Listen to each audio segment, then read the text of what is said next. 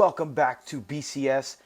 I apologize. I know we got the NFL season starting right around the corner, but it has been incredibly busy. We've all been busy, but it's time as we're getting closer. As you see right here, we're going to hit up each team, show some stats, show some players, talk about who might actually be one of the main contending teams in this division. And in the SEC, we definitely have it. Just like Alabama is one of the tops in the SEC, we have an Alabama in this division. So before we get to that, I'm going to hit up each team, starting with number one. What are you staring at? I'm looking at one of my family members, my son. Get out of here. Let's start it right now with Nashville, Tennessee, which is Falfity. I can never say his name right. Falfity. It's got to be that, right?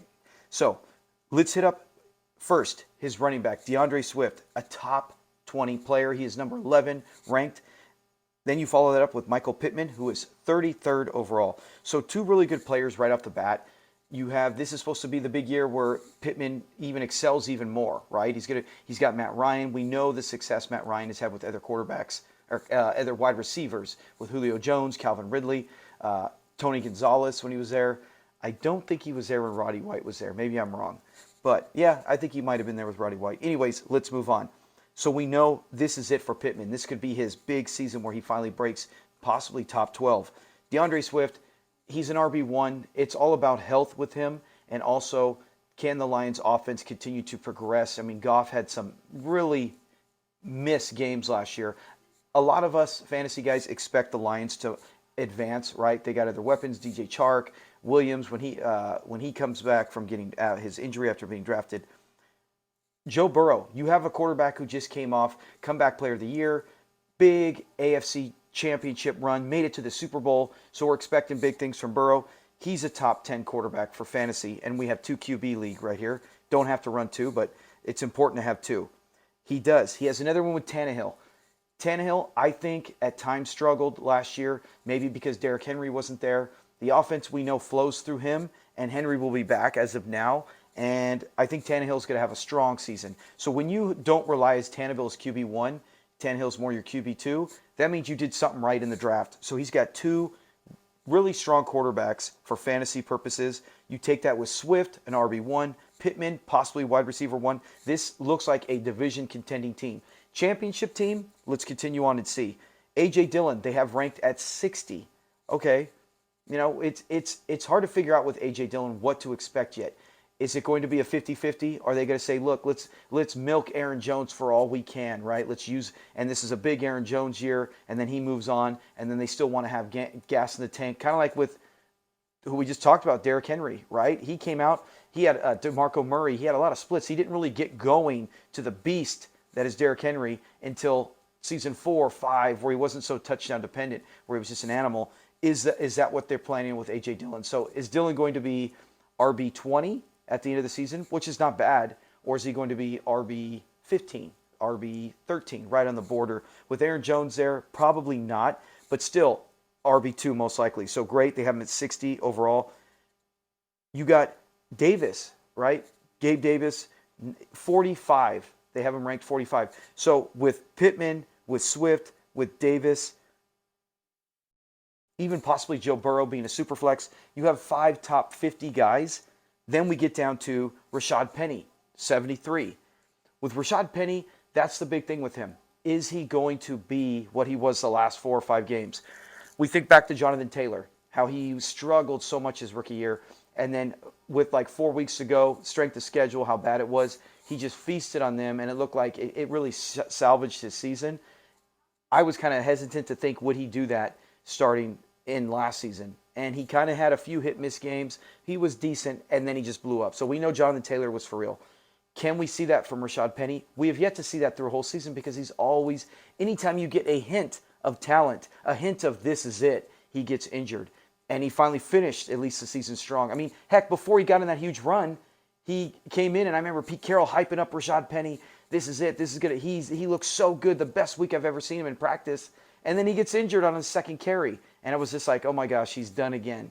And then no, he actually had a week where he didn't play, came back, and just dominated the fantasy world. So I really like Penny. We'll see how much Walker gets involved later on. But they do have Penny as a top 100, rightfully so, as a top 100 player. So going through that, we look at this with Tannehill, with the 2 QBs. with a top possible RB1, possible wide receiver 1 with Pittman. Then you throw in A.J. Dillon, a running back, an RB2, a wide receiver 2 with Davis and Buffalo. We know there's plenty of looks, plenty of offense to move around right there in Buffalo to where he can totally excel in that offense. Then you add in a consistent, the only thing I would say with Rashad Penny, not just health, quarterback play, right? There's no Russell Wilson. The defense can now focus more on just go, hey, let's take this run game away and allow, let's challenge and see if Geno Smith, even if he fails, Drew Lock, any of them, they don't really scare opposing defenses. I mean, they're still, like I said, don't get me wrong, they are elite athletes. They are 1% of the world's population become pro athletes at this level. So I don't mean it like they're bad, but for fantasy and football purposes, they are lower level expectations. So that would be my only concern with Rashad Penny. Going through all that, he has 6 of top 100, but he has some really good positions. His team is a B overall, and his bench, if you look at his bench, it's an A. His bench has multiple players to where if it's needed, he can pop a guy in. Anytime I see 3 or more guys where I go, I'm comfortable with starting him, go check out his bench. I'm comfortable with pulling a guy here. I got an injury. Hey, no sweat. I got a guy right there I can pull up. Really like his bench. With that said, his team grade, which we've talked about, the lower the better. Remember, usually we've had a consistency of low 50s, high to mid 40s. That's a good team, especially mid to lower 40s is great. His team is 45, right on the cusp. So that's why he got a B with the A bench. Outstanding. My overall idea for him is I think Falfady is going to be contending. Nashville, Tennessee, I think he will be contending for his division. But he does have a juggernaut in this division. So it could be a 2-horse race. We'll see. We never like to say, I don't like to just say it. I always base it on what other experts say and then what I look at the roster and say, would I want that team? This is probably the second team I would want in this division. Every team has some talent, but this is one where I would feel more comfortable with this than 2 of the other ones in here. So that is it for him. Let's get to team 2, and that is team Lynch Mobb. So with Lynch Mobb, let's get right off the bat. He's got Stafford and he's got Aaron Rodgers. We talked about how valuable. Now that was a little more important last season when we had 20 teams. When you had 20 teams, any team that had 2 quarterbacks was always right there in contention. Even if they lost the week, they were still always in contention week in, week out, and they were right on the bubble of playoff teams. The guys that didn't have it, they had really good, even solid depth and good players everywhere else. A handful of them missed the playoffs. Now we only had we did have the division breakdowns, but at the end it was basically the top 4 teams from each one each from each division. So you're not going to have a huge list of playoff teams. But even in division play, some of the teams that had 1 or even no quarterbacks, they didn't matter how good it was. You could not consistently win week in and week out. So that said, 2 of the best was Stafford and Aaron Rodgers. That might be one of the highest points for his team. Let's get to it. I think this is going to need to be, to contend for Lynch Mobb, he's going to have Stafford and Rodgers consistently put up 25 a game. They'll probably average that. But any week where one of them might have a 12-point, Stafford might go out, throw a couple picks. Aaron Rodgers has a week where nobody steps up on the receiver. There's no Devontae Adams. Maybe it's a big run-heavy week. You could see it where, okay, both of them went down. Let's look at the rest of the roster and see if there's enough to help pick up the slack if those guys are gone. Starting up with Alvin Kamara. Okay, we know how elite he is. Jameson Winston's back. What are we going to expect with the Saints offense? That's my big thing. Is it going to be still heavily relied on Kamara? There's not really other running backs there to really worry about. Michael Thomas is back. We'll see. Kamara, they have him as top 10. The experts know way more than I do, obviously. They got him at top 10, so yeah, we expect Kamara to have a big season. Still in his prime years, in my opinion. Elijah Mitchell, 43. They have him 43 overall. With the Niners, the fact they kept extra running backs, Sermon's gone, but I still feel like Mitchell's the man there. This is going into his second season.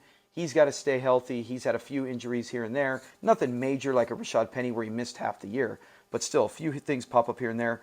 Does have a committee. What are we going to see with Trey Lance? Is it going to be more pass and run heavy with Trey Lance running it now that, let the weapon unleashed, now that Jimmy G is no longer there? That's the thing. With Mitchell, I still like him of any other Niner running back, but is he going to finish RB2? Is he going to finish high RB2? Is it going to be RB23?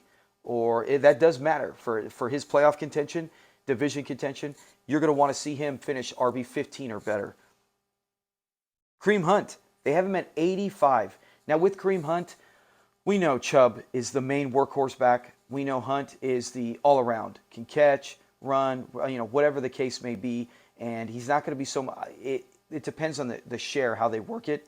I'm so comfortable with Kareem Hunt. In a 16-team lead, I'm comfortable with Kareem Hunt. So if you go out there with Kamara, Hunt, and Mitchell, very strong running back committee. That is a very strong in this kind of league. So that is probably one of his. Now, I think the quarterbacks are his strongest point. Right behind it, right there is running backs. Now, other than Kamara, this is not. We saw one at Super Freak, I believe, where he had like Jonathan Taylor, and I can't remember the other running back off the top of my head, but two, I think, maybe it was Eckler. Somewhere was 2 top 10. That is the best in the league. That is really hard to contend with. But when you have Kamara, Mitchell, I might even be more comfortable week in and week out with Kareem Hunt, even though they got him about 40-point rank slots further back. I would feel more comfortable if you said, hey, I got Kamara and Hunt. As to Mitchell, I know has talent, but he doesn't have the draft capital.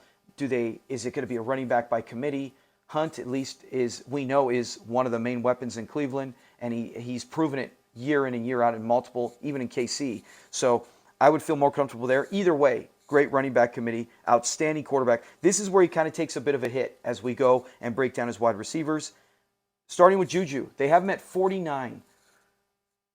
I don't know. When Juju first went to Kansas City with the thought of Tyreek Hill there, I thought this was going to be Pittsburgh all over again, where it was Antonio Brown was the main weapon, drew the coverage. Juju took advantage of that in that offense. Now that he's kind of I know they got Sky Moore and you got Mecole Hardman. They have other weapons, Travis Kelce. It's still going to be a tight end first offense. Are they going to throw more to the running backs, ever get them involved more? But with that, I look at that and I go, Juju, if Juju was your top receiver and your running backs were Alvin Kamara and Jonathan Taylor, Alvin Kamara, DeAndre Swift, I would say, okay, you can manage with that. If it was Juju and maybe even Mike Williams, who was a wide receiver one last year. Let's say you had Mike Williams, Hunter Renfrow, and Juju. Okay, that's a good receiver. But with Juju and your next one, Russell Gage, not really in love with that. Now, he does have DeAndre Hopkins. We'll cover him in a bit. But with Juju at 49, Gage not even ranked in the top 100, and we'll see about him even being healthy. It's not the most fearsome, right? In the division, it's probably, I got to remember one of the other teams, it's probably one of the weakest wide receiver core in the division. So we'll see if that usually what happens in a 16-team, 20-team league. If you are pretty weak while everyone else is well-balanced in one spot, that could be the difference week in and week out. But as we get to that, with if Aaron Rodgers and Stafford can get hot early and help carry him to, even if it's 3-3, right, through the first 6 games, then he's going to get DeAndre Hopkins back. Now that changes everything. D-Hop, if he can get in the flow, step right in like he did and pick up where he left off with Kyler Murray on the great chemistry they have, then you go, hey, D-Hop, honestly, he's a top 15 receiver, and Juju as your second, and maybe Gage or Chris Olave, right, coming off the bench. Beautiful. That is what I'm talking. That can try to help contend and stay. Remember, in the division, all you got to do is finish first or second. You don't want to fall too far behind because then they'll get that 10 or that every win plus win over you is a 10-point bonus, which could be killer. But we got to give it. You got to get some kind of home field advantage. Or what's the point of even having a division race as you're fighting for that division conference or the division playoff battle towards the end of the season? But with that, with getting Olave. I mean, think about that. If Lynch Mobb is just hovering around 500 and he's not too far behind, right? Everyone else is beating each other up in the division. Getting Marshawn Lynch, because he's got Lynch Mobb, but getting DeAndre Hopkins back and throw on top Olave having half a season of experience, this could be a real contending team. Right now, this would not be the one of, if I had to pick the top 2 playing for the division, I would not have Lynch Mobb in there at this point. We have to see what happens with Olave, D-Hop, Juju. Does Juju go and become the wide receiver, even high end, maybe wide receiver 11, wide receiver 12, even low end wide receiver 2. He becomes that with Hop coming back. We'll talk then. But right now, if I did my top 8 of 16, Lynch Mobb's not in it, but he has plenty of opportunity to get in there. So get to it. He has 6 of 100 top 100 players. But when D-Hop comes back after those 6 games, he would actually have 7. So that's I did not count D-Hop because he's missing good 6 games. Overall grade, 55 points. So we saw the last team, which we mentioned was 45, 10 points back. You could see, especially with the receiving core, how that could hurt. Things might change with D-Hop coming. And his team, C+. He's just on the border of a B-, C+. Gave him a C+ just based on points. And D-Hop coming, if D-Hop started now, I would probably say B-. And then bench, C+. Got some players, Olave off the bench. Anytime you have a player that is like, wow, that's, something that is something you can hang your hat on, then yeah, you're not a D. We've seen somewhere that some of the benches are Ds. This one, not too bad. So overall, Team Lynch Mobb has some things to work with, but starting the season, not one of the favorites coming out of this division. All right, next team up is, let me see the time. 16 minutes. Not bad, 8 minutes per team. Let's try to pick it up. Play Naked. Team Play Naked, he's going to stick with that. 2 QBs. Now, the only problem, remember, the fact you got 2, a lot more teams have 2 because we cut back 4 teams in this. So it's still a big deal. The last team we just talked about with Lynch Mobb, Aaron Rodgers, Matthew Stafford, love it. Proven vets and winners. This one, Trey Lance and Trevor Lawrence. I can't really put them, I know it's a 2 QB league, so they matter, but I wouldn't put them in the top 12 quarterbacks, either of them yet. Trey Lance could be, Trevor Lawrence could be. At the end of the season, if you told me both of them finished 11 and 12, I would not be shocked. Maybe shocked a little more with Trevor Lawrence.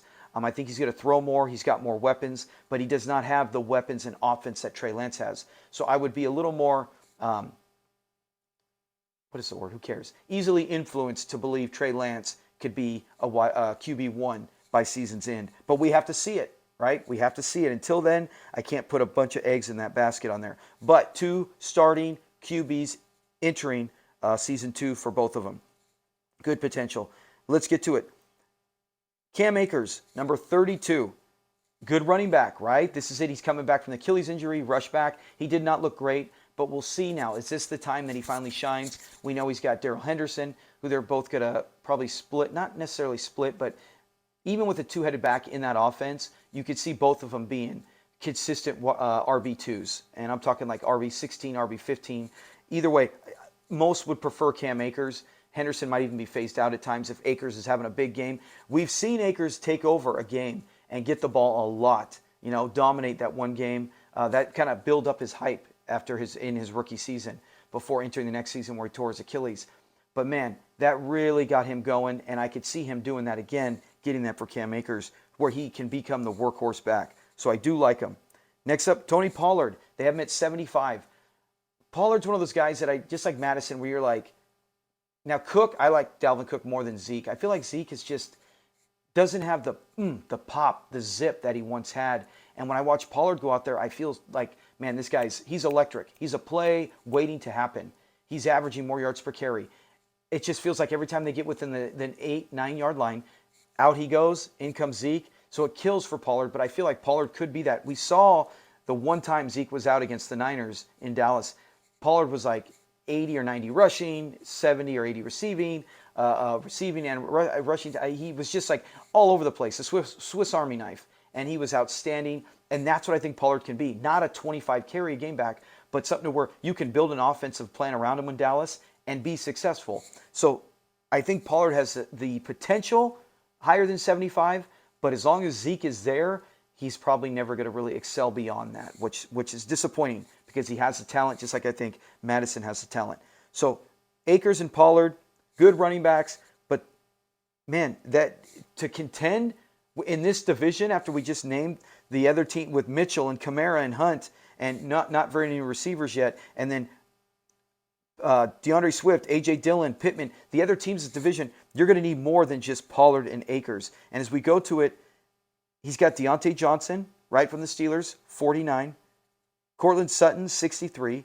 And Elijah Moore. They actually have Elijah Moore dropped out of the top 100, which is weird to me because I feel like Elijah Moore is, when I see some of the players who are in the top 100, are not as good as he can be. Like in the few glimpses we saw Elijah Moore, he was outstanding.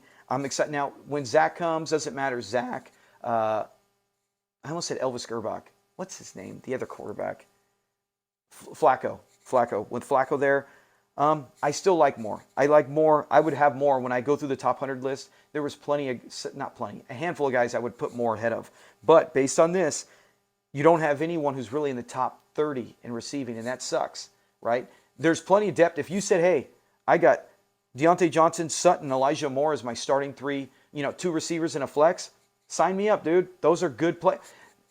Quarterback upgrade for Sutton. Him and Judy, I don't know who's going to be the top dog. But, man, with Russell Wilson there, bam, thumbs up for Sutton. I think he's going to finish as possibly a top 17, maybe even top 19 wide receiver. Maybe him and Judy both go 20 and 19, somewhere in that range, top. Deontay Johnson, I like more than Sutton. But quarterback play, Wilson's better than anyone Pittsburgh has right now. Elijah Moore, we talked about. So, with that, that's why I just feel like the running back core, the quarterbacks, where they're, are they going to be what they're expected? They were 1 and 3 respectively drafted just a year ago. So are they going to be? Talent-wise and preparedness, I'm more ready to say someone who can help take the next step for real football is Trevor Lawrence to help his team. Fantasy, it might not reflect. Why Trey Lance can have a better fantasy season, but with his rushing and the offense, but maybe he turns it over and maybe the Niners don't have as much success. I don't know. So this team, Play Naked, has talent, but so many question marks. Honestly, how many guys? There's a handful of guys that I go, Cam Akers could be an RB1 or he can be an RB3. He could be RB27 or he could be RB9. Honestly, he could. I have no clue. So it's so hard to judge it. They have him as the 32nd overall top 100 players. That's a really good player. Okay, anytime you're top 40. And then you got Pollard way back up with the ceiling, jumping up to 75. So it's a good name roster, but it feels like a ship without a captain. As I look at this, Lynch Mobb, he can hang his hat on Stafford, Rodgers, and Alvin Kamara, right? 3 proven fantasy studs. Heck, 6 touchdowns for Kamara in a single game. As you go to Nashville, you go Swift, even Pittman, Burrow, I'm not going to say Rashad Penny, but pieces where you go, man, those are captains. Those are things where I go, hey, man, I need a 25-point game, and I can win today. It's Monday night. I need Burrow to do if you said, hey, I need 25 points, and the Jags are playing the Niners, do I really feel like Trey Lance or Trevor Lawrence are going to guarantee get me that? Not necessarily. So that is the thing with Play Naked. As we go through his team, he's got, based on that, strong group, but no one's in the top 25 as wide receivers. His team score is a 54, okay? Just one better than Team Lynch Mobb. Difference is he gets a B-. Why? Because he also has Jacoby Myers, right? He was, I think, top 29. He was somewhere in there, and he is a good bench piece to play off, right? And he's also got one of my favorite guys, Treylon Burks. Treylon Burks has had so much injury, weird crap happening to him in Tennessee. Yet, when I watch the gameplay, Malik Willis, go look the highlights. Some guys have broken it down. He's got Burks here. He's got Burks there. He's got Burks for big plays in preseason week 2. And Willis tucked and run. He did not take those. While Tannehill will not do that. Tannehill will take those. Now, it's preseason, so we don't want to get too excited, even if those are there. Maybe in the defense, in the actual NFL games, they're not going to give Burks that. Maybe they'll play him a little better. They'll watch this video and say, hey, we can't let him get by us. But my point is, Burks has shown in preseason, I could see him making big plays, right? And with Tannehill there, I expect that. So you might even see Burks get in.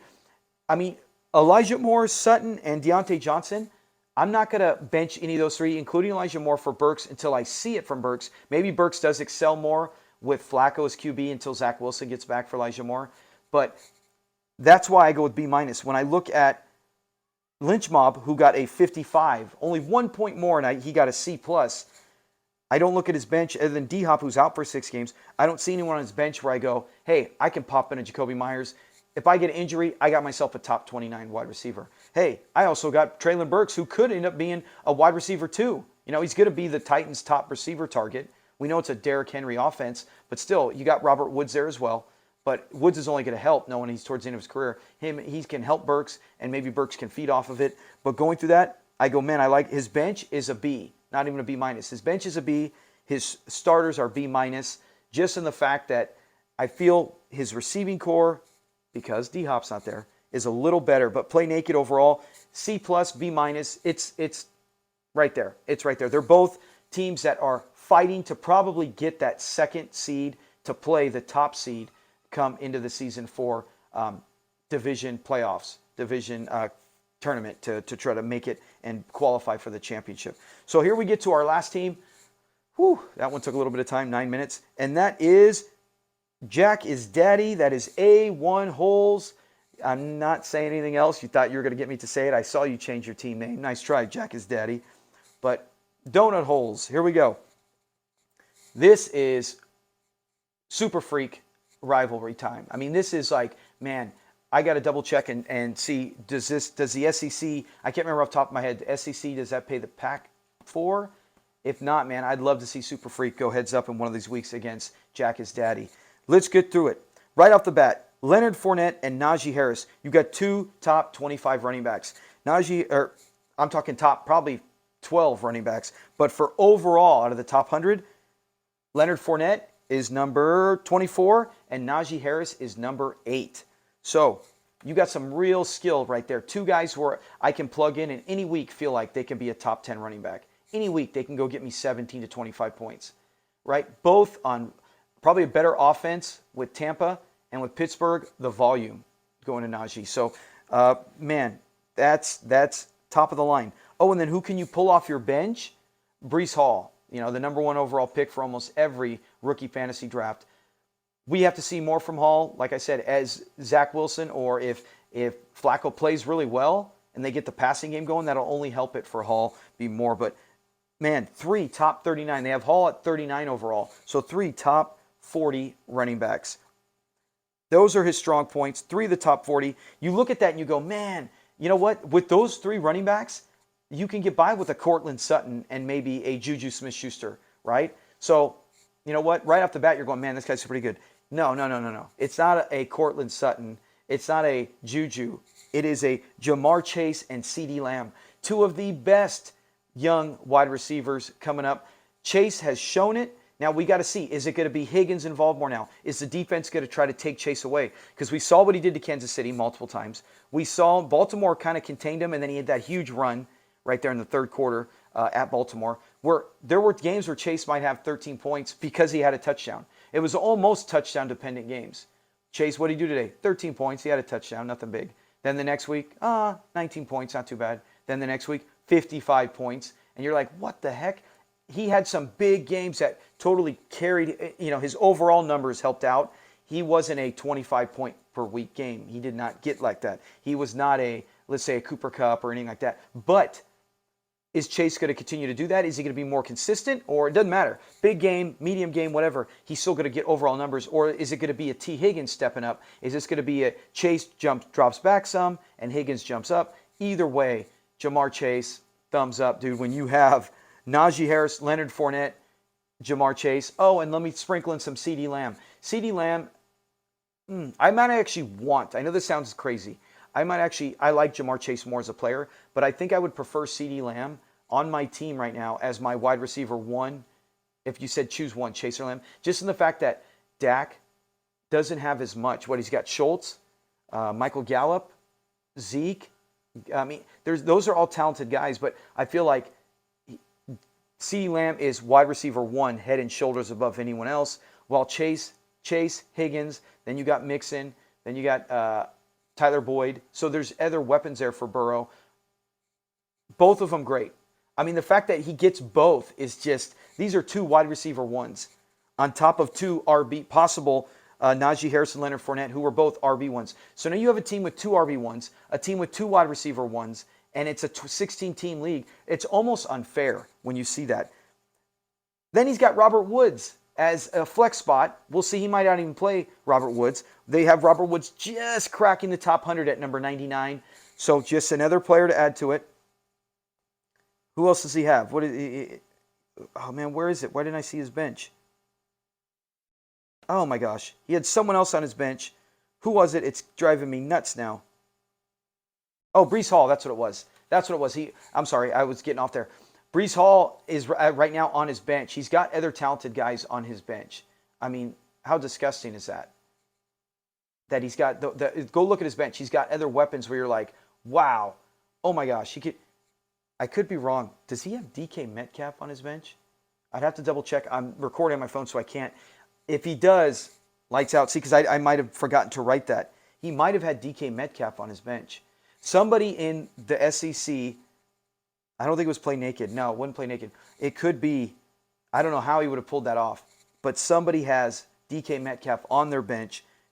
It could be right here, Jack is Daddy. Either way, Breece Hall is on the bench. You could play him or Robert Woods, which means the other one's coming off the bench. And the fact that I gave his bench an A, he's one of the few A's in the entire league, in the 16-team league.